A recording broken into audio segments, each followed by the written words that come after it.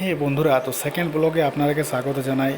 তো দেখতে পাচ্ছেন আমাদের কাছেই কিন্তু কংসাবতী নদী। তো নদীতে যখন বান নামে, মানে বৃষ্টি যখন প্রচুর হয়, তখন কিন্তু এরকম জল দেখতে পাবেন। তো এতটা জল যখন বেড়ে যায়, তো আমরা মজা করার জন্য নদীতে যাই এবং আমরা ঝাপ্পা দিই। দেখুন বন্ধুরা কীরকমভাবে ঝাপ্পা দিচ্ছে। তো এরকমভাবে আমরা কিন্তু মানে এনজয় করে থাকি বস। আর এটা কিন্তু সবার দ্বারা যে নয়, কারণ নদীতে এরকম রিস্কি নিয়ে নামতে সকলেই ভয় পায়।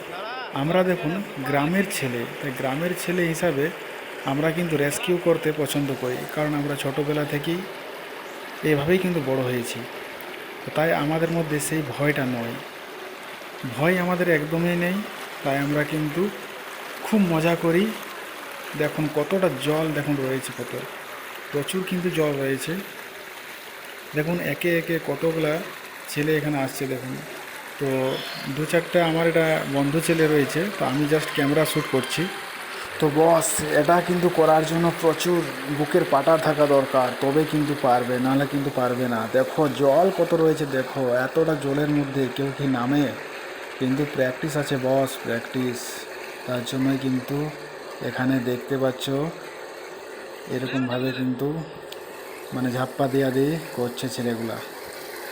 তো যারা গ্রামের থেকে দেখছো ভিডিওটা, তারা হয়তো বুঝতে পারবে যে তারা হয়তো যদি কাছাকাছি কোনো নদী থাকে বা জোর থাকে, তাহলে কিন্তু তারা হয়তো এরকমভাবে এনজয় করে। আর যারা শহরাঞ্চল থেকে দেখছে, তারা তো দেখেই ভয় পেয়ে যাবে, কারণ এটা করা মানে আমি তো বলে দিচ্ছি বুকের পাটা দরকার। তো প্রচুর এনজয় বস।